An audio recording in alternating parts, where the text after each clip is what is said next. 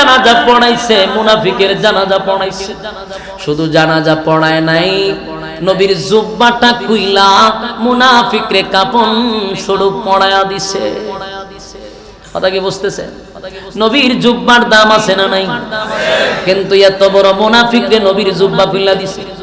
সাহাবায়ে কেরাম মাটিতে পইরা কান্দে গো, সাহাবী হইয়া নবীর জুব্বা পাইলাম না, একটা টাটকা মুনাফিক হইয়া নবীর জুব্বা পাইল, এই জন্য তারা কান্দে।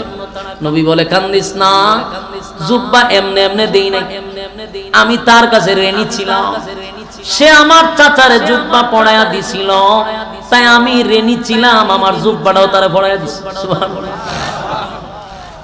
আল্লাহর হাবিব সবাই যখন যারা যারা নামাজ পড়ে যার যার বাড়িতে চলে যায়, কিন্তু হাবিবে কিবরিয়া লাশের পিছনে পিছনে হেঁটে হেঁটে কবরে যায়। উমর কিন্তু গেছে না, উমর বইরিছে। ওমর বসে বসে সব দৃশ্যগুলা দেখছে, এবার আসমানের দিকে তাকায়, পেরেশানির মধ্যে পড়ে গেছে, আর বলে মালিক,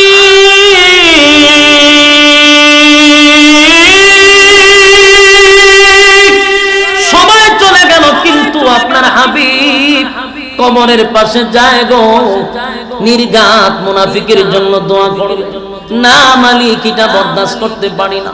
আপনি আয়াত নাজিল করলেন, ইস্তাগফির লাহুম আও লা তাস্তাগফির লাহুম ইন তাস্তাগফির লাহুম 70 মাররাতান ফালান ইয়াগফিরাল্লাহু লাহুম যালিকা বিআন্নাহুম কাফারু বিল্লাহি ওয়া রাসূলিহি ওয়াল্লাহু লা ইয়াহদিল কওমাল ফাসিকিন। আপনি মালিক না ডাইরেক্ট বললেন মুনাফিকের জন্য দোয়া করলে দোয়া কবুল হবে না। আপনার বন্ধু এবার কবরের সামনে যায়, নির্ঘাত আপনার বন্ধু দোয়া করবে।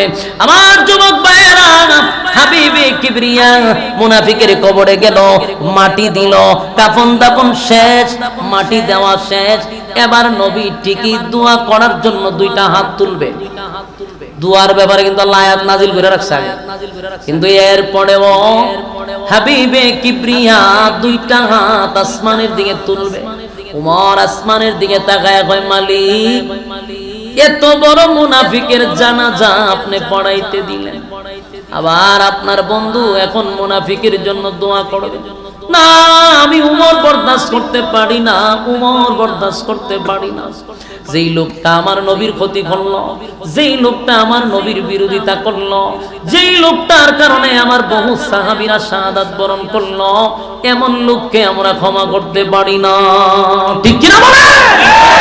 বাংলাদেশে যার জন্য খুন হচ্ছে এই লোকটা হলো সাপ। ঠিক কি না বলেন? এই বুজুর্গের কারণে আজকে বাংলাদেশে রক্তাক্ত হইতেছে। এতগুলো মানুষের জীবনের বিনিময়ে সাপকে বাংলাদেশের মানুষ আর গ্রহণ করবে না। তোমার কারণে আজকে বাংলাদেশে রক্ত চাইতেছে। একটা কথা বললে বাংলাদেশের আগুন লিপ্পা জায়গা। যদি সে ভুল স্বীকার করে, ভুল স্বীকার করতেছে না, মানুষ গুম হচ্ছে, হত্যা হচ্ছে, যে প্রতিদিন জবাই করতেছে। সন্ত্রাস বাহিনী, বলুন কি বাহিনী? সন্ত্রাস বাহিনী। আর হযরত ওমর বলেন, যেই মুনাফিকের জন্য আমার সাহাবীরা শাহাদাত বরণ করলো, যেই মুনাফিক আমার নবীর বিরোধিতা করলো, যেই মুনাফিক ইসলামের ক্ষতি করলো, ইসলামের 12টা বাজাইলো, আমি উমর তো বরদাস্ত করতে পারতেছি না, উমর তো সহ্য করতে পারতেছি না। যেই মাত্র আল্লাহর হাবিব দুইটা হাত উত্তোলন করছে, সাথে সাথে জিবরাইল নবীর সামনে হাজির। আমার যুবক ভাইয়েরা, জিবরাইল আলাইহিস সালাতু ওয়াস সালাম যখন হাজির হয়ে গেল, জিবরাইল নবীর সামনে হাজির হয়ে কয়, হুজুর হাত নামান, দোয়া করবেন, পড়ে আগে শুনেন আল্লাহ কি বলছে গো, একটু শুনেন। এবার নবীজি হাত নামায়া দিল। হযরত জিবরাইল বলে, হুজুর আল্লাহ এই মুহূর্তে জানাইছে আপনার ওমরের সিদ্ধান্তটা আল্লাহর কাছে বড় পছন্দ। যুবক ভাইয়েরা, উমরকে চিনা দরকার। আল্লাহর ফেরেশতা এসে কি কয় যে আপনার উমরের সিদ্ধান্ত আল্লাহর কাছে গ্রহণযোগ্য। জিবরাইল আলাইহিস সালাতু ওয়াস সালাম বলেন, নবী গো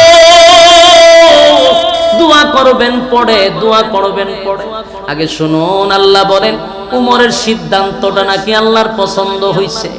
উমরের সিদ্ধান্ত অনুযায়ী এখনের আয়াত নাজিল করে জানায়া দেয়, ওয়ালা তুসাল্লি আলা আহাদিন মিনহুম মাতা আবাদান ওয়ালা তাকুম আলা কবরি। আল্লাহ রাব্বুল আলামিন বলেন, হাবিব ওয়ালা তুসাল্লি, আর কোনদিন নেক্সট টাইমে, ভবিষ্যতে, আগামীতে আর কোনদিন আপনি মুনাফিকের জানাজা পড়াবেন না। সুবহানাল্লাহ। আমার যুবক ভাইরা কি আপনারা বুঝতেছেন? আমার কথা কি বুঝছেন? এই সিদ্ধান্ত কার ছিল? আরো জুড়ে হযরত উমরের সিদ্ধান্ত ছিল জমিন থেকে যেন মুনাফিকের জানাজা উঠায়া দেওয়া হয়। উমর বারবার আসমানের দিকে তাকায় বলছিল, আল্লাহ, মুনাফিকের জানাজা পৃথিবীর দরকার নাই। আল্লাহ ঠিকই উমরের মেজাজ মতো কোরআনের আয়াত নাজিল করে বলে, ওয়ালা তুসাল্লি আলা আহাদিন মিনহুম মাতা আবাদান ওয়ালা তাকুম আলা কবরি। পয়গম্বর ভবিষ্যতে, আগামীতে আর কোনদিন মুনাফিকের জানাজায় অংশগ্রহণ করবেন না। কিয়ামত পর্যন্ত মুনাফিকের জানাজা বন্ধ। কোন মৌলবী যদি মুনাফিকের জানাজা পড়ায়, ওই মৌলবীর পিছনে নামাজ পড়া যাবে না, কারণ কোরআনের আয়াত স্বীকার হয়ে যাবে। আমার যুবক ভাইয়েরা, উমরের ব্যাপারটা আল্লাহ এত পছন্দ করত, শুধু তাই না, উমর চাইছিল না মুনাফিকের জন্য নবী কবরের সামনে দোয়া করো। তাই আল্লাহ এটাও বলছে, ওয়ালা তুসাল্লি আলা আহাদিন মিনহুম মাতা আবাদান ওয়ালা তাকুম আলা কবরি। পয়গম্বর কোন মুনাফিকের কবরের সামনে দাঁড়াইয়া আপনি নবী কোনদিন দোয়া করবেন না। সুবহানাল্লাহ। কি বাড়ি দিয়া বলেন? গাজীপুরের ভাইয়েরা, বলুন এতক্ষণের আলোচনায় আমি আপনাদেরকে কি বুঝাইলাম? হযরত উমর কি সাধারণ কোন সাহাবী? কথা হয় না, উমর সাধারণ কোন সাহাবী নয় গো। উমরের প্রতি আমার মালিক এত খুশি, এত খুশি, এত খুশি, একটা দুইটা নয়, 21 জায়গায় উমরের ব্যাপারে আয়াত নাজিল হইছে। উমরের সিদ্ধান্তে আল্লাহ খুশি হইয়া আয়াতে কারিমা নাজিল করছে। উমর কোন সাধারণ সাহাবী না, উমর কোন সাধারণ সাহাবী না। এই যুবক ভাইয়েরা, এমন একজন সাহাবীর বিরুদ্ধে হত্যা মামলা, ইয়াদ আসেনি? কার বিরুদ্ধে হত্যা মামলা? হযরত খলিফাতুল মুসলিমিন হযরত উমরের বিরুদ্ধে হত্যা মামলা হয়ে গেল রাসূলের পার্লামেন্টে। রাসূল আরবি সাল্লাল্লাহু আলাইহি ওয়াসাল্লাম তখন ছিলেন দেশের বাদশা, দেশের প্রেসিডেন্ট। দেশের প্রেসিডেন্ট হইয়া পয়গম্বর বিচারক হযরত উমরের ব্যাপারে চতুর্দিক দিয়া কানা ঘষা শুরু হয়ে গেছে। একটা নির্দোষ মানুষকে হযরত উমর হত্যা করছে রে, উমর হত্যা করছে, উমরের বিরুদ্ধে মামলা হয়ে গেছে। এবার মামলার রায় দিব কে? নবী নিজেই তো বিচারক। রায় যদি নবী দেয় তাহলে তারে ফাঁসি দিতে হবে। হ্যাঁ, হত্যার বদলা কোনো হত্যা। হযরত উমর যেমন হত্যা করছে, ভাই কি সমস্যা নাই বুঝতে পারতেছি না, পিছনে যদি এত কথা বন্ধ, আমি ভাবতেছি কোনো ঝামেলা আছে কেন, কোনো সমস্যা হয়েছে না? বলেন কোন সমস্যা হলে আমার বলেন ভাই, একটু ঝামেলা আছে? হ্যাঁ, চতুর্দিক দিয়ে কথা বলে বুঝতেছি কোনো ঝামেলা মনে হয়েছে। শেষ করেছি, 5 মিনিট। বিরক্ত হইতেছেন আমি বুঝতে পারতেছি। কমিটির অনেকে বিরক্ত হইতে পারতেছি, এরকম হইতে পারে, আমি বুঝতে পারতেছি। একটু সময় একটু বলি, কথা শেষ, আর 5 মিনিট। হযরত উমরের বিরুদ্ধে হত্যা মামলা যখন হয়েই গেল, রায় কে দিবে? কথা হয় না, আল্লাহর হাবিব রায় দিবে। চতুর্দিকে মানুষের কানা ঘষা শুরু হয়ে গেছে। ওমর হত্যা করলো একটা নির্দোষ মানুষ। এবার নাকি যখন আদালতে তোলা হলো, আসামির কাঠ গড়ায় হযরত ওমর দাঁড়ায় আছে। আসামির কাঠ গড়ায় দাঁড়ায় আছে। মদিনার মানুষের চোখে পানি চলে আসছে, কান্নার রোল পড়ে গেছে। চতুর্দিকে কান্নার রোল পড়ে গেল। হযরত ওমর এমন কাজ তো করতে পারে না, একটা নির্দোষ মানুষকে ওমর হত্যা করতে পারে না।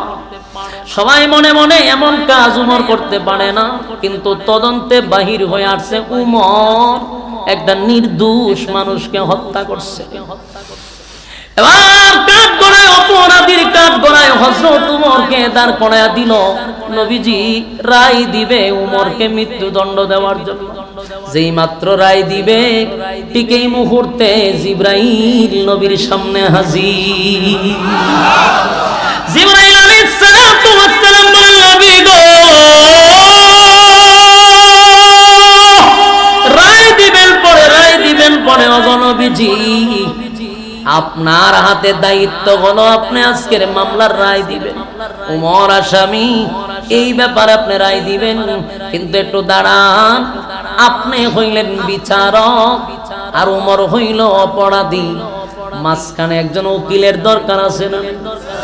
আজকের মামলা যিনি লড়বে উনি হলেন স্বয়ং আল্লাহ। একটা জবান বন্ধ রাখবেন না, বলুন আল্লাহু আকবার। আর জোরে বলুন আল্লাহু আকবার। এই ইমানের অবস্থা আল্লাহু আকবার।